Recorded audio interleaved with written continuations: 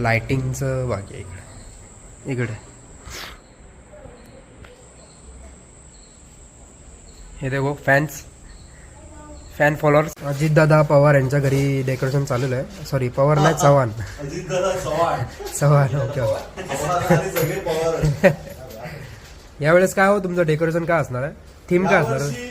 दरवर्षीच आमची वेगळी थीम असते पण या वर्षी अजून तयारी आता सांगितलं थोडं त्याचं सस्पेन्स.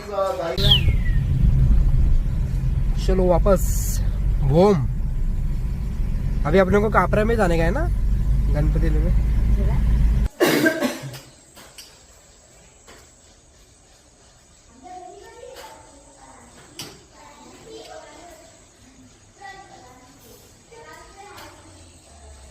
पहिले कोण